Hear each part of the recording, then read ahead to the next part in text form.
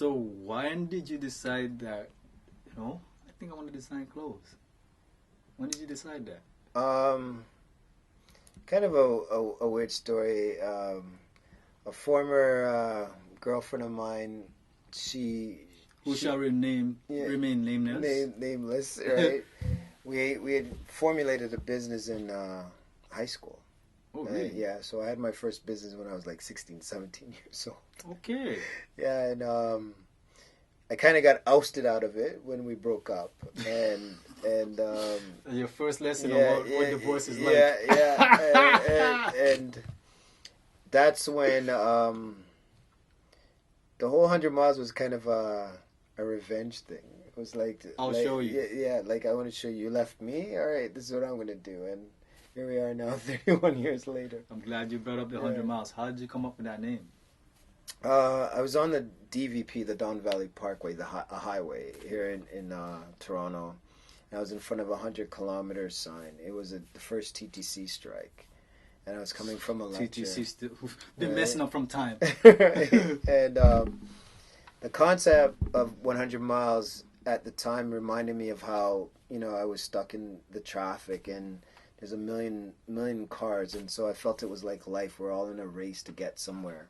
But we're all coming from somewhere. So it's like the idea when I was in front of the 100-kilometer sign, I was like, 100 kilometers, 100 clicks, 100 miles. And then the concept came where 100 miles symbolizes us as people, the fact that we've come 100 miles in everyday life, but we still got 100 miles to go.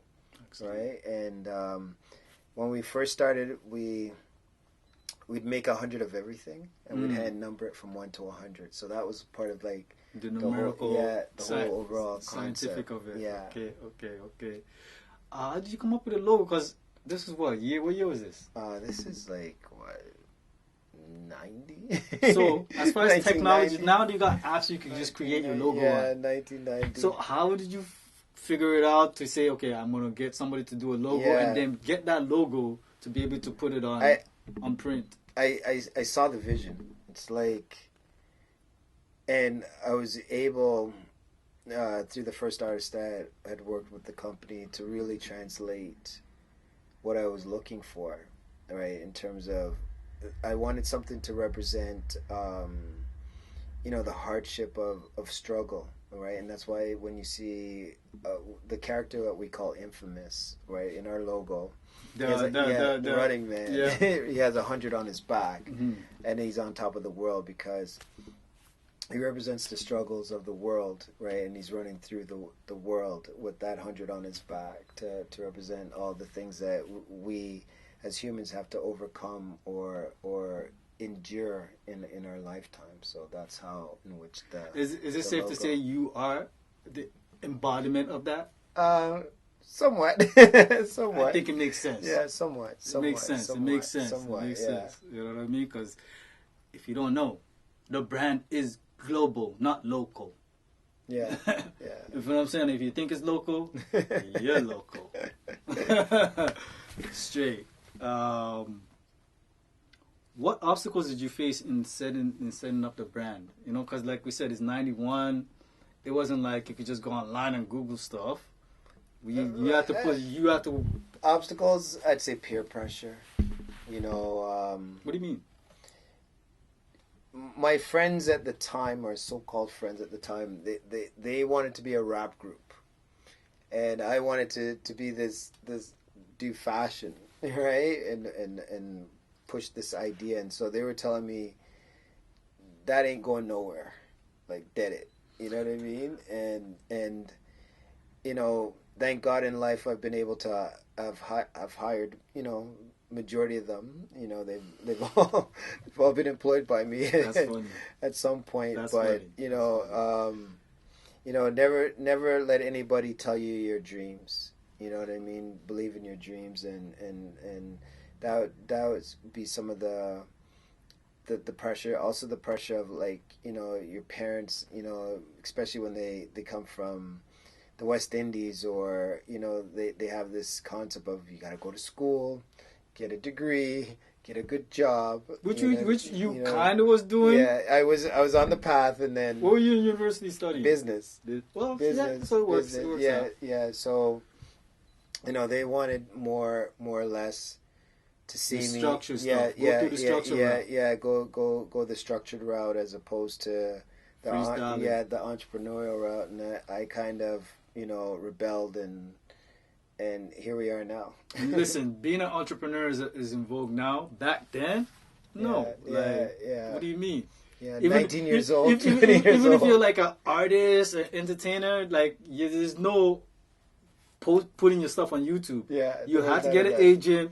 You Yeah. had to go through the channels. Yeah. Like old school way. You know what I mean? So you really learned the hard way. Yeah, Knuckles to the ground. Yeah, we went like from the pavement, like from the ground up. Like, so this is like straight from the underground, as I call it, to now being a global brand. But it took a lot of ambition and sweat, you know, blood, sweat, and tears to you know, achieve some of the things that we've achieved, being from Toronto, right? Everybody always feeling that we were an American brand because of all the attention we were getting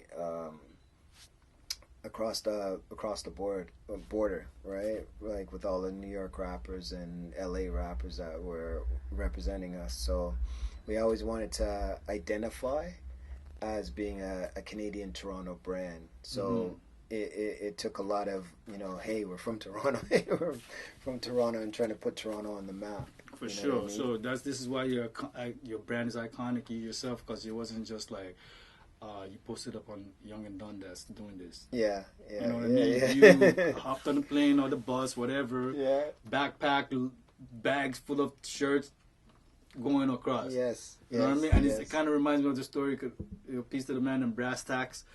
I interviewed him last year, and it's pretty much the same thing, where it's like we have to Shout go out shop. Eyes. Yeah, that's, I went to high school with him. That's my Yeah, people. shout out Eyes, man. So like, As Adriel. yeah, and Terrence, you know what I mean? Yeah, man, I know them. So they had to go to the States to shop their music. They stood in front of one of the radio stations. I can't remember which one of the, maybe it's Hot 97. They stood in front, Yeah, I feel you. pushing their music, you know, until they got the deal that they wanted.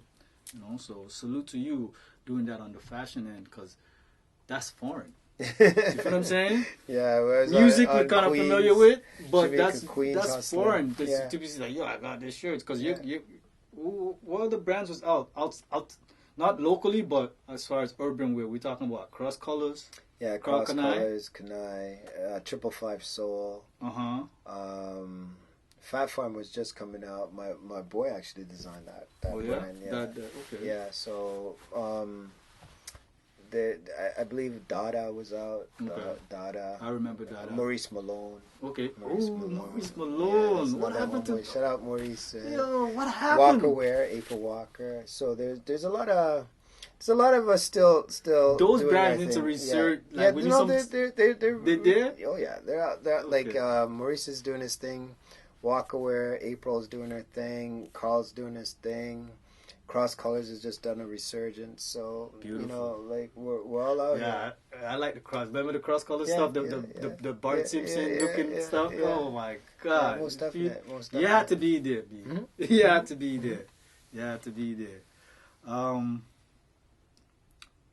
Who in the industry gave you that vote of confidence? Who was the first entertainers or celebrities that said the first yeah, this could go on? Kid and Play. Did one of them pass? No, No. they're both a lot. Oh, it's crisscross. Yeah, Sorry, yeah. So sorry. Kid and Play. Met them just coming out of high school, like first year in or going in. Yeah, first year in university and having some shirts, and they're rolling with a high school friend of mine or a colleague of mine, and I remember it was my very, very first shirt that I ever made with the logo on it, and I remember a limo coming up to me, and then, you know, my boy's like, yo, G, what's up? You know what I mean? It's And like I'm a like, movie. yeah, and I've seen these guys in fur coats and big gold chains, and I'm like, I'm like, oh my God, it's Kid and Play. And I just had a backpack on, and I remember like going up to the car and going, here, kid, here, play, like, here's a shirt. And they're like, I remember them staring at it for a good, like 3 to 5 minutes, and then they turned to me and goes, "This is you?" Like, and I'm like, "Yeah." And so I thought they were gonna throw it back at me, thinking like, "What's this garbage?" Or you know what I mean? What you give me this for? So you were kind of somewhat intimidated. Yeah, and because there's superstars. There's superstars. If you don't know Kid and Play at this point, what 91, 92? Yeah. Huge stars. Huge. They have they had cartoons, fam. They had their own Saturday morning cartoons. That's how big they were. And they embraced the brand and said, like, "Don't worry, G, we got you. We're gonna take care of you." And from there, was hooked up with pretty much the music industry after that. Like from Andre Harrell to all the Uptown Records to Diddy, you name it. Like, cause a lot of the them from the States, Yankees, really mess with the brand. They really mess with the brand. Like, I would want to say maybe you even inspired Puffy to start Sean John. Well, we know. I would want to say that. I would want to say that. It is facts. You know what I'm saying? Because when you look at Sean John and you look at this lettering, it's kind of, you dig what I'm saying? We already know. Okay, say less. You just do your own homework. You know what I mean? Just match the Sean John letter and look at 100 Miles letters. You go from there. So.